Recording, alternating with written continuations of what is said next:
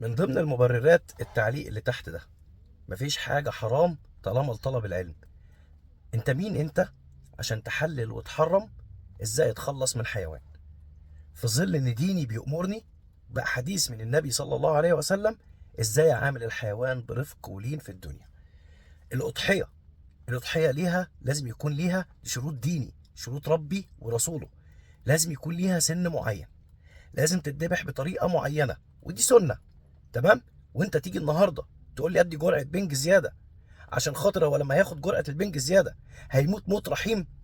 هو انت عندك ترمومتر بيقيس لك الروح بتطلع ازاي؟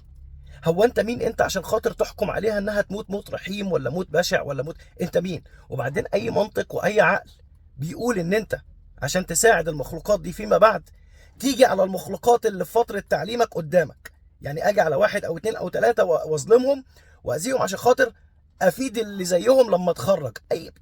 ايه ده؟ النهارده بعض برضو المبررات بيقول لك ايه؟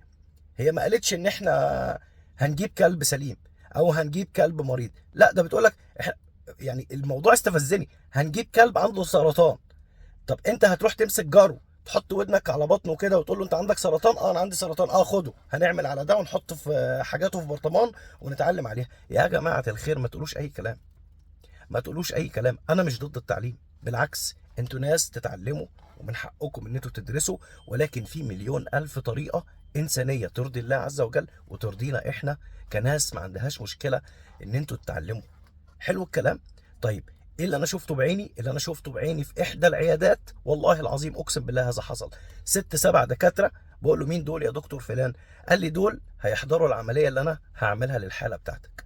قلت له مين دول؟ قال لي دول طلاب بيتعلموا. دي طريقة، بس طريقة خاصة. انت عايز تتعلم في الجامعة، في 30,000 طريقة. والله في 30,000 طريقة. لكن محدش يبرر يا جماعة ويقول ده حلال وده حرام. مين انت عشان تبلل وتبرر وتحط في ذمتك؟ بلاش الكلام ده يا جماعة، بلاش الكلام ده. اصل احنا هات لي يا عم فتوى او هات لي حديث او هات لي دليل ديني يقول ان انت تعمل الكلام ده، او هات لي قانون يقول انك تخدر حالة وتفتح بطنها وتطلع اعضائها وتوريها للطلاب، وزي ما شفنا قبل كده في فيديوهات سابقة. والموضوع اختلف، مش كلاب وبس، حمير وحصنة وماعز والكلام ده. ليه يا جماعة ليه؟ انت ايه مشكلتك انك انت برضو تتعلم وتدرس بس بطريقة انسانية ترضي الله عز وجل وترضينا احنا كناس؟